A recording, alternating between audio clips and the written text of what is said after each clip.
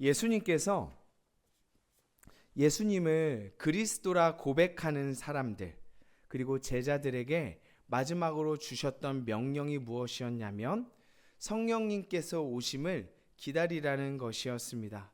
그리고 그 예수님의 명령에 따라서 언제 오실지는 모르지만 그 말씀대로 예루살렘 성을 떠나지 않고 함께 모여서 성령을 기다렸던 사람들에게, 그 성도들에게 성령님께서 임재하셨고 또 그들이 모두 성령의 충만함을 받았습니다. 그리고 성령님께서 임재하신 그들을 통해서 하나님께서 교회를 세우시고 역사하셨습니다. 오늘 이곳에 모인 우리 사랑하는 성도님들은 다 예수님을 주로 고백하는, 예수님을 자기의 주인으로 삼은 구원받은 사람들이신 줄 믿습니다. 예수님을 나의 주인이라 고백하는 사람들, 그것이 교회이고 그 사람들의 모임이 교회이지요.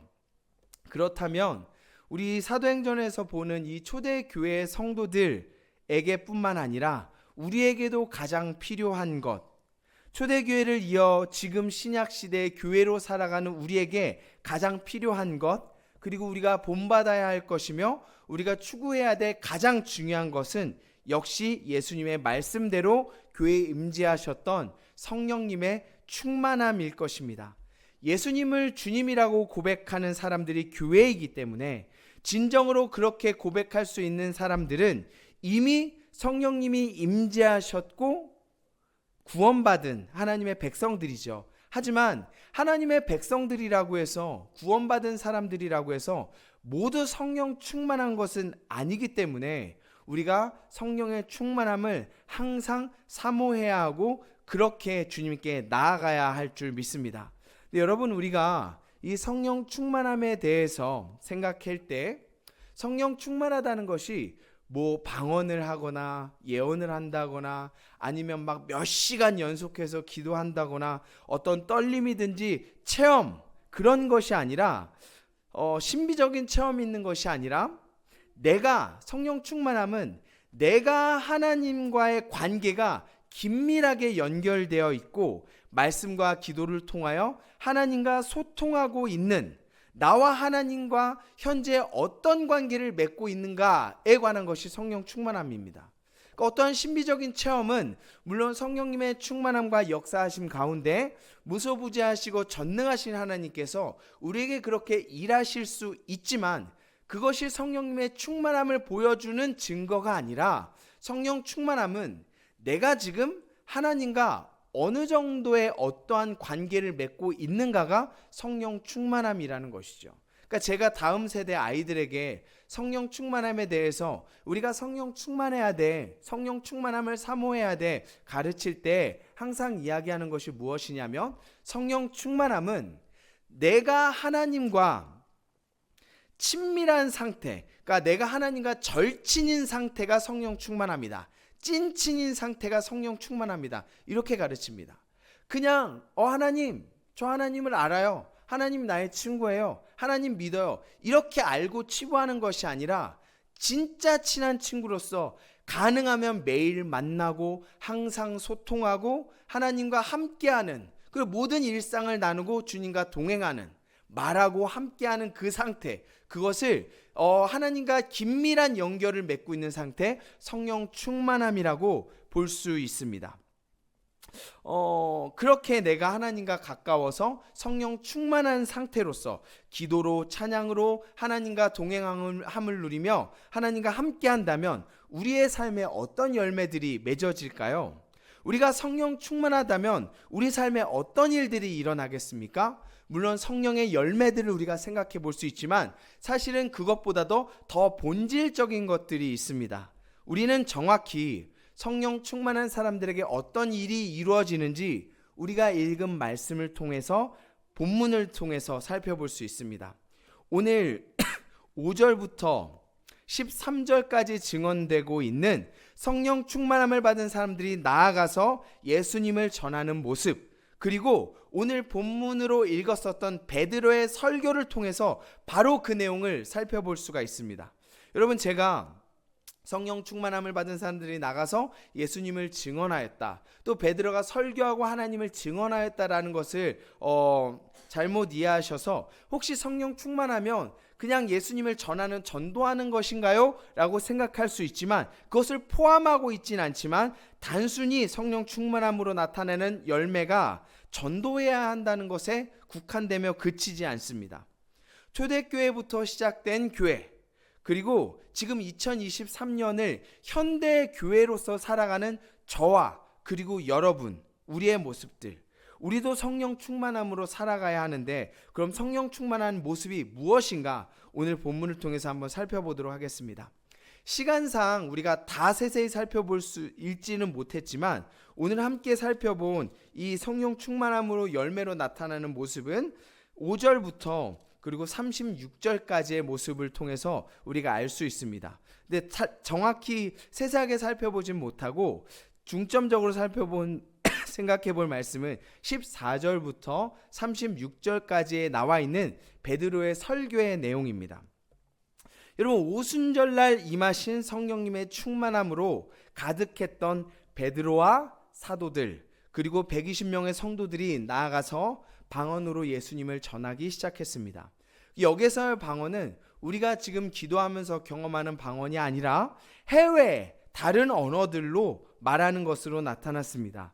그런데 각각 그 성령 충만함을 받은 사람들을 통해서 하나님의 일들을 들은 사람들, 각각 자기들이 있었던 그 해외 그 외국의 언어로 하나님의 큰 일을 들었던 유대인들이 각각 다른 반응을 보이게 되는데요. 첫 번째로는 12절에 보면 어떠한 사람들은 어떻게 반응하냐면 우리는 크레타 섬 사람들이고 우리는 아라비아 사람들인데 저 갈릴리 사람들이 어떻게 우리 사는 그곳의 말을 알지? 어떻게 우리의 언어로 하나님의 큰 일을 단순히 인사하는 정도가 아니라 하나님의 큰 일을 유창하게 얘기하지? 놀라고 당황하는 모습이 있었습니다.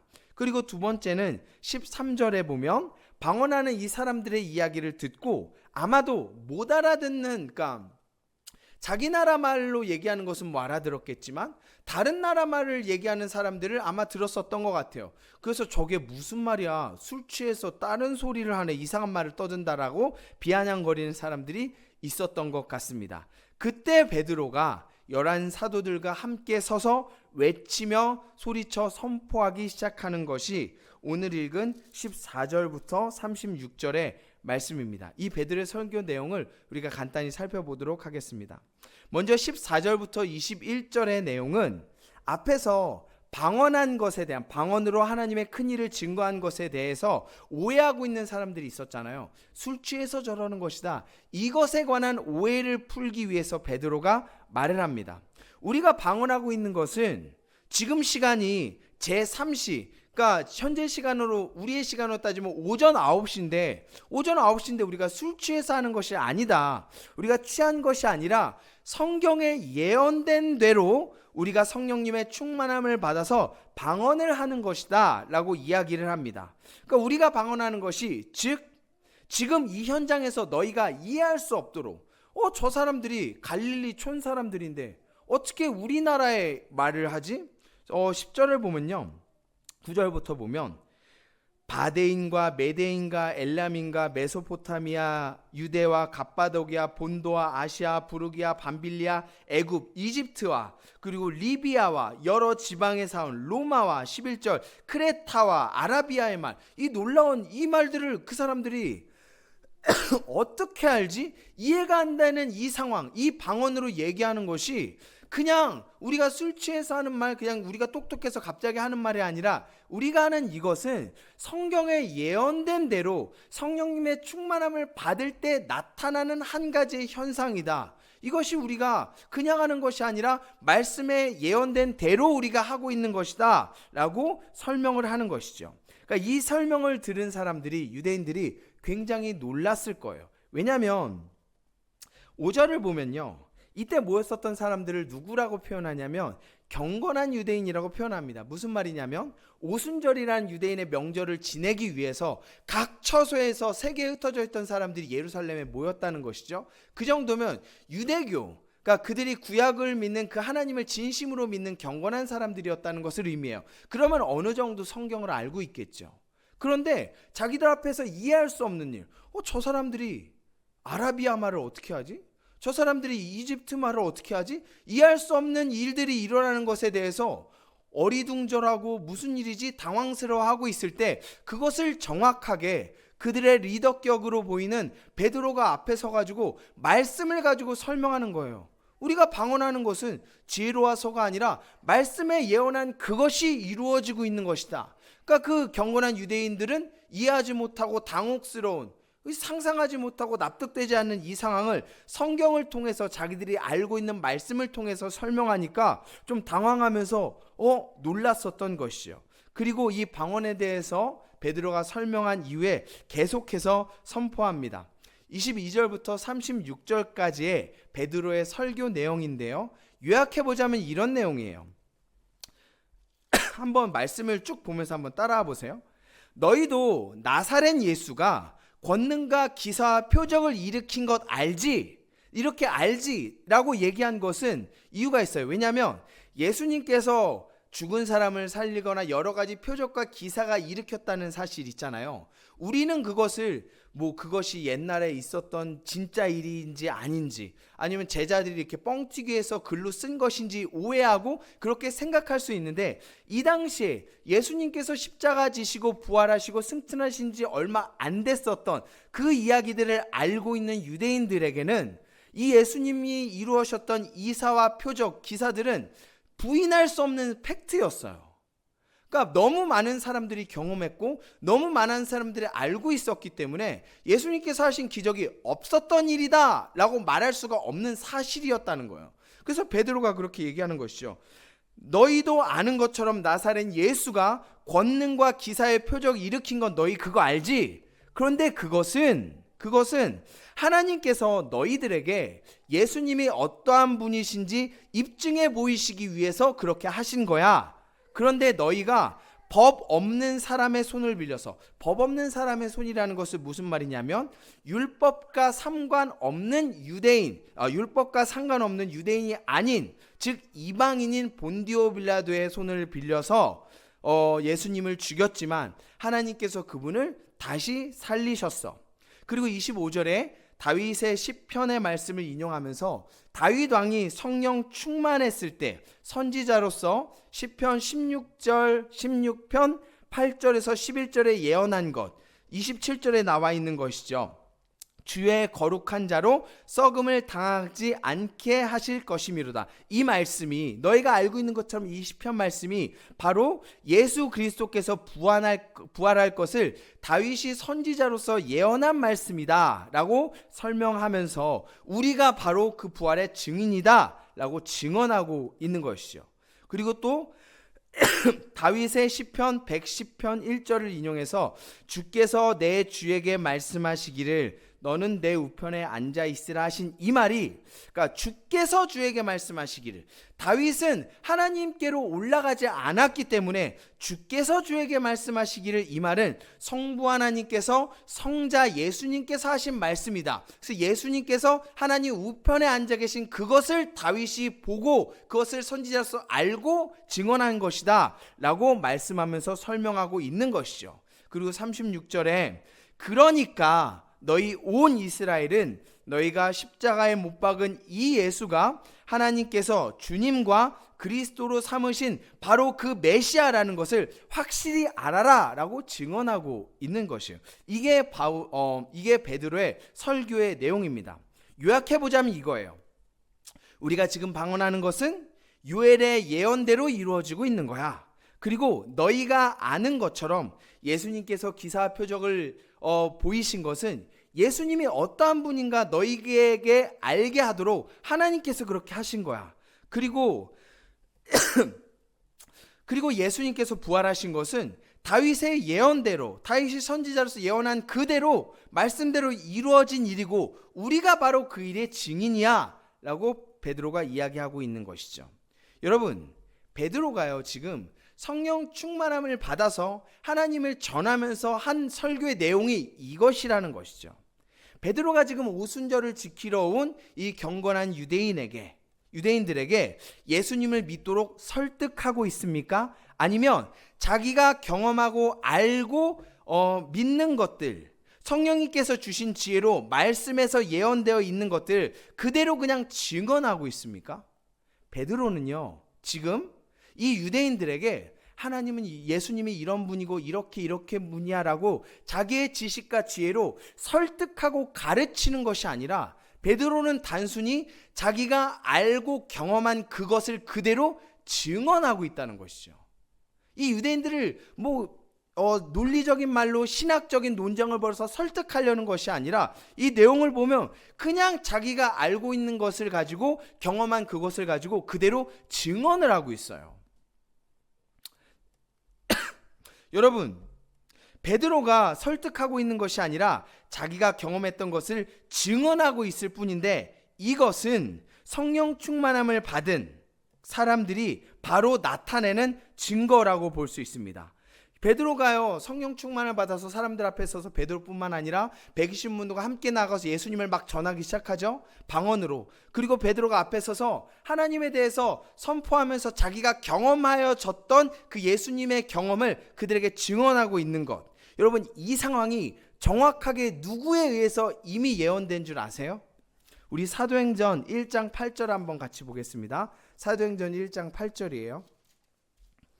오직 성령이 너희에게 임하시면 너희가 권능을 받고 예루살렘과 온 유대와 사마리아와 땅끝까지 이르러 내 증인이 되리라 하시니라. 무슨 말씀인지 아시겠어요? 성령님이 베드로에게 그리고 120명의 문도에게 충만히 임하자 그들이 했었던 것은 무엇이냐면 무엇이었어요? 예수님의 증인이 되는 것이었어요. 예수님의 증인이 되는 것. 그리고 정확히 말하면 너희가 온 유대와 사마리아 땅 끝까지 이르러 내 증인이 되리라. 물론 이 복음에 의해서 세워진 교회가 세계 끝까지 복음을 전할 것을 하고 있기도 하지만 다른 측면으로는 온 세계 곳곳에서 유대, 사마리아, 땅끝, 이집트, 아라비아 온 세계 사람들에 모여있는 사람들에게 예수님을 증언하는 일을 말씀 그대로 베드로와 이 120명의 사람들이 감당하고 있다는 것이죠. 예수님의 뭐가 돼요? 증인이 되리라. 증인. 이 일이 정확하게 예수님의 말씀대로 믿고 기다리면서 성령의 충만함과 역사하심을 받은 사람들에게 그 당일날 바로 일어난 사건이었어요. 예수님의 증인이 되는 것. 유대와 사마리아 땅끝, 이집트, 크레타, 리비아, 로마, 아라비아에서 온 사람들에게 예수님을 증언하게 되는 일. 말씀에서 이야기하는 것처럼 온 유대, 사마리아, 땅끝까지. 여러분, 즉 성령 충만함을 받은 사람은 방언을 하거나 어떠한 신비한 체험이 중요한 것이 아니라 예수님의 말씀을 그대로 이루어내는, 말씀대로 살아내는 능력을 얻게 된다는 것을 의미합니다. 성경을 이루는 삶, 하나님의 말씀대로 살아가는 삶, 하나님의 역사를 이루어내는 삶, 하나님의 나라를 이루는 삶을 살아가는 것, 말씀대로 살아가는 것, 그것이 성령 충만함을 받은 사람들에게 나타나는 모습이라는 것을 베드로의 말씀 선포를 통해서 명확하게 드러나는 것이죠. 그러니까 베드로의 말씀 선포가 성령 충만함을 받은 사람이 나아가서 했던 사람들이 그냥 단순히 전도한 것이 아니라 예수님의 뭐가 됐어요? 증언하는 삶을 살게 되었죠. 이것은 말씀을 그대로 이루어내는 삶이었습니다. 예수님께서 말씀하신 것처럼. 마태복음 7장 21절에는 이렇게 증언합니다. 나더러 주여 주여 하는 자마다 천국에 들어갈 것이 아니요 다만 하늘에 계신 내 아버지의 뜻대로 행하는 자라야 들어가리라. 하나님의 뜻대로 행하는 자, 말씀대로 행하는 자, 그리고 예수님께서 예수님의 가르침대로 행하는 자, 그것이 성령 충만한 자의 삶이라고 본문이 증언하고 있습니다. 사랑하는 성도님들, 우리가 매일매일, 아니 오늘 이 시간에 전심으로 하나님을 예배하고 성령님의 충만함을 구하는, 하나님의 말씀대로 살고 하나님의 말씀을 이루고 그 말씀을 이룸을 통해서 말씀대로 역사하신 하나님을 경험하는 놀라운 은혜의 삶을 구하시는 저와 여러분이 되시기를 주님의 이름으로 축원합니다. 이렇게 얘기하실 수 있어요. 저는 예수님을 믿은 지 얼마 안 돼서요. 저는 나이가 어려서요. 저는 나이가 많아서요. 저는 아파서요. 저는 이러해서요. 저는 여러 가지 상황이 있어서 아직 성령 충만하면요, 이렇게 얘기하실 수 있습니다. 그런데 여러분, 예수님께서 누가복음 11장 11절에서 13절에 어떻게 말씀하셨는지 아세요? 화면 좀 띄워주세요. 같이 한번 읽어볼까요? 너희 중에 아버지 된 자로서 누가 아들이 생선을 달라 하는데 생선 대신에 뱀을 주며, 누가복음 11장 11절에서 13절 말씀 좀 띄워주세요. 너희 중에 아버지 된 자로서 누가 아들이 생선을 달라 하는데 생선 대신에 뱀을 주며 알을 달라 하는데 정갈을 주겠느냐? 너희가 악할지라도 좋은 것을 자식에게 줄 줄 알거든 하물며 너희 하늘 아버지께 구하는 자에게 뭘 주지 않겠느냐? 성령을 주지 않겠느냐? 이게 무슨 말씀이신지 아세요? 하나님께 사모함으로 아빠가 생선을 달라고 하는데 누가 뱀을 주며 계란을 달라고 하는데 정갈을 주겠느냐? 하물며 악한 너희들도 그렇게 하는데 그 사랑의 하나님, 너희 아버지 하나님께서 너희에게 좋은 것, 그 성령을 달라고 하면 주지 않겠느냐, 이 말이에요. 그러니까 이 말인즉슨 무엇이죠? 하나님께서 성령 충만함을 누구에게 부어주세요? 구하는 모든 자들에게. 나이가 어린 사람, 나이가 많은 사람, 아픈 사람, 배운 사람, 못 배운 사람, 가진 것이 많은 사람, 적은 사람, 교회 다니지 얼마 되고 기도를 얼마 하고 이러한 사람에게 부어주시는 것이 아니라 진심으로 예수님을 주인으로 삼은 사람이 하나님의 성령 충만함을 구하면 하나님께서 뭐라고 얘기하셨어요? 예수님께서 구하는 그 사람에게 하나님께서 반드시 성령님의 충만함을 부어주신다고 약속하셨단 말이에요. 그게 성령 충만함이에요. 그러니까 여러분, 우리가요, 왜 나는 성령 충만하지 않지? 왜 내가 예수님 믿는 것 같고 하나님이 내 삶의 주인이라고 고백하고요. 여러분, 예수 믿는다는 것은요, 예수님이 나의 주인이라고 고백하며 그 고백대로 살아가는 삶을 사는 사람을 의미합니다. 내 삶이 내 것이 아니라 정말 하나님이, 예수님이 내 삶의 주인이야. 그러니까 나는 그 주인이신 하나님의 뜻대로 살아야지. 그렇게 살아내는 것이, 그러한 믿음을 가진 것이 구원받은 그리스도인이거든요. 그게 예수 믿는 사람들이거든요. 그러면 그 고백을 하는 사람들에게는 누가 오신 거예요? 성령님이 오신 거예요. 여러분, 성령님이 함께하지 않는 사람은 자기가 자기의 것이 아니라 자기가 하나님의 것이라고 고백을 할 수가 없어요. 사람에게는 그런 능력 자체가 없습니다. 근데 그 고백을 하는 사람들은 당연하게 자연스럽게 우리가 방금 계속해서 살펴본 것처럼 이 성령의 충만함을 받아야 되는데, 예수님의 명령처럼 말이죠, 성령 충만함을 받아야 되는데, 그런데 왜 우리에게 성령 충만함이 없죠? 왜 우리가 성령 충만하지 못해요? 우리가 방금 읽은 누가복음 말씀에 의하면 뭐가 없기 때문이에요? 구하지 않기 때문이에요. 사모하지 않기 때문이에요. 여러분, 그리스도인이 성령 충만해야 되는 것은 선택 과목이 아니에요. 성령 충만해도 되고 안 되고의 문제가 아니에요. 예수님께서 성령 충만함을 받으라고 명령하셨죠. 성경에 의해서 계속해서 반복적으로 너희가 성령 충만함을 받으라라고 신약의 기자들이 그렇게 이야기하고 있어요. 하나님께서 우리에게 그렇게 명령하고 계시다는 것이죠. 여러분, 그리고 이 성령 충만함을 받은 사람들만이 어떤 삶을 살 수 있어요? 하나님의 말씀대로, 말씀으로 이루어지는 삶을 살아낼 능력을 갖게 돼요. 즉, 내가 예수님을 믿는데 나는 왜 말씀대로 살지 못하지? 왜요? 성령 충만함을 받지 못해서. 왜 성령 충만함을 받지 못했어요? 내가 구하지 않고 사모하지 않았기 때문이에요. 예수님을 오래 믿지 않아서, 내가 헌금을 드리지 않아서, 수예배에 빠져서, 금예배에 빠져서, 새벽예배에 빠져서가 아니라 내가 진심으로 성경이 말하는 대로 예수님의 약속대로 성령 충만함을 구하지 않았기 때문에 내가 성령 충만함이 없다는 거죠. 여러분, 성령 충만함을 입어야 말씀대로 살 수 있는 능력이 우리에게 성령의 역사하심으로 생기는 줄 믿으시기 바랍니다. 그리고 말씀대로 살 때만 하나님께서 말씀대로 역사하시는 것을 경험할 수가 있어요. 그 삶을 사모하시길 바라요. 여러분, 우리가 아이들에게요, 오늘 이제 5월 첫째 주로 어린이 청소년 사랑 주일로 보내는데 아이들에게 여러분 신앙의 본이 되어 주고 싶죠. 우리 옆에 보면 우리 가족들과 함께 신앙생활하는 우리 같이 예배드리는 성도님들 계시잖아요. 우리가 정말로요 내 삶의 주인이 예수님이라고 믿고 돈 벌고 오래 살고 많은 것을 이루는 것이 아니라 하나님을 정말 알고 믿고 경험하며 그분의 영원한 나라를 바라보는 믿음이 있는 분이라면 인생의 가장 중요한 것은 무엇이에요? 예수님을 알고 믿는 거예요. 그럼 우리 자녀들에게요 여러분이 줄 수 있는 가장 소중한 것이 무엇이에요? 복음을 전하는 것이에요.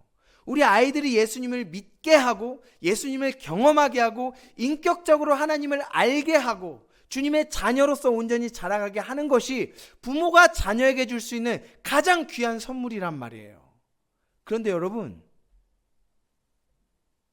자식은 철저하게 부모를 보고 배워요.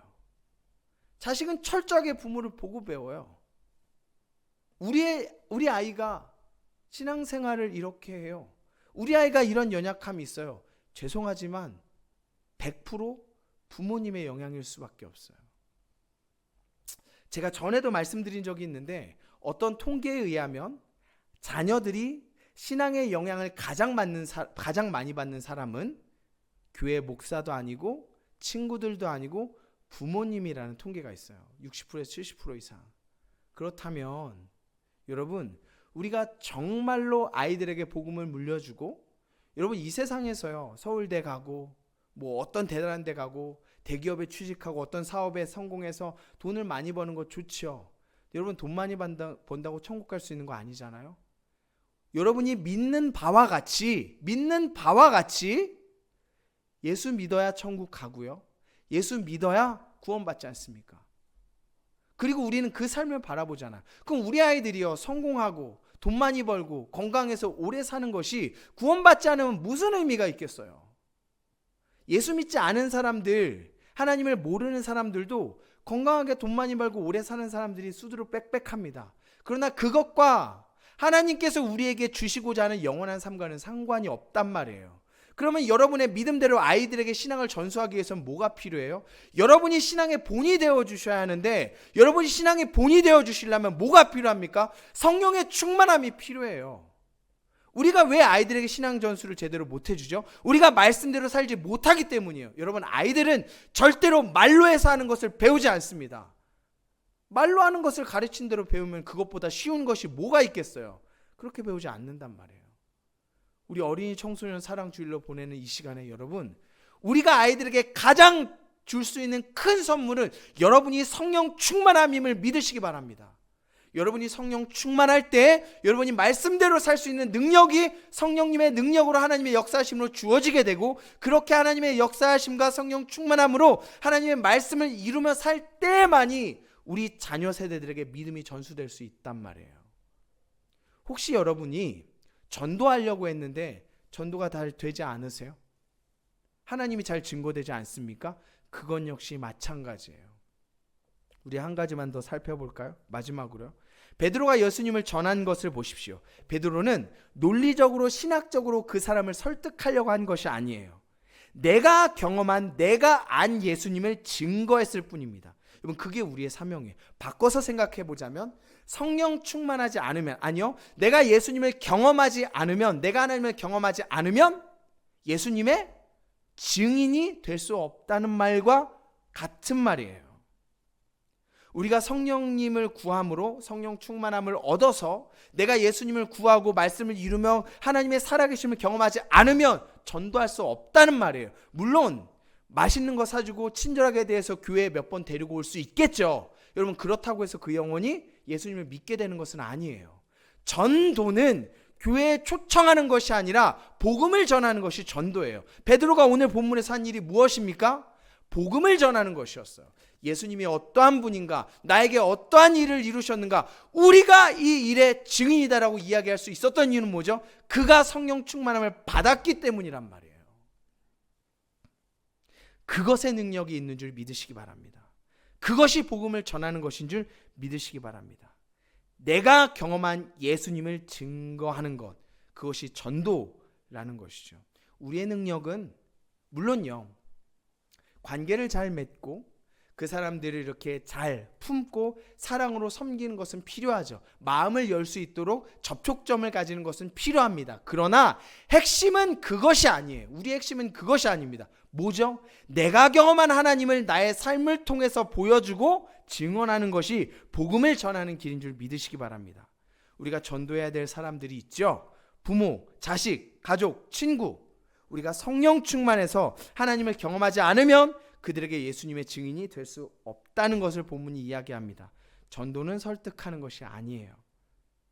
바울은 고린도전서 2장 4절에서 5절에 이렇게 고백합니다. 내 말과 내 전도함이 설득력 있는 지혜의 말로 하지 아니하고 다만 성령의 나타나심과 능력으로 하여 너희 믿음이 사람의 지혜에 있지 아니하고 다만 하나님의 능력에 있게 하려 하였노라. 무슨 말이에요? 그렇게 똑똑하고 신학적으로 지혜롭고 무장되어 있는 바울이 사람을 전도할 때, 복음을 전할 때 논리 있고 지혜 있는 말로 감동시키려고 한 것이 아니라 오히려 두려워 떨면서 하나님의 능력에 있게만 복음을 전했다라는 것을 이야기합니다. 여러분, 성령 충만함을 사모하시길 바랍니다. 예수님의 증인으로서 살기 위해서 그 능력을 사모하시길 바랍니다. 여러분의 자녀 세대들에게, 다음 세대들에게 가장 좋은 선물을 주기 위해서 여러분에게 성령 충만함을 사모하시길 바랍니다. 그것은 말씀을 이루는 삶이며 하나님과 가까이 하는 삶이며 구하는 모든 자에게 해주신다고 예수님께서 약속하셨다는 것을 붙드시길 바라요. 말씀을 근거로 기도하세요. 예수님이 그렇게 약속하셨잖아요. 약속하신 대로 나에게 성령을 부어주세요. 전심으로 간구하며 하나님께 사모하는 저와 여러분이 되시기를 바랍니다. 오늘 특별히 어린이 청소년 주일이죠. 우리 사랑하는 어린이들 그리고 청소년 여러분, 청년 여러분, 성령의 충만함을 사모하시기 바랍니다. 성령의 충만함을 사모하시길 바라요. 여러분의 삶에 그 어떠한 것보다 공부 잘해서 좋은 대학 가고 좋은 스펙을 쌓아서 좋은 직장에 가는 것보다 더 소중한 것은 성령 충만함을 받아 하나님의 역사하심을 누리고 경험하는 것인 줄 여러분 믿으시기 바랍니다. 그리고 부모님들이 여러분에게 가장 줄 수 있는 것은 신앙, 성령 충만함인 줄 믿으시고 우리가 같이 그것을 사모하며 하나님께 드려지는 저와 여러분이 되시기를 주님의 이름으로 축복합니다. 아멘.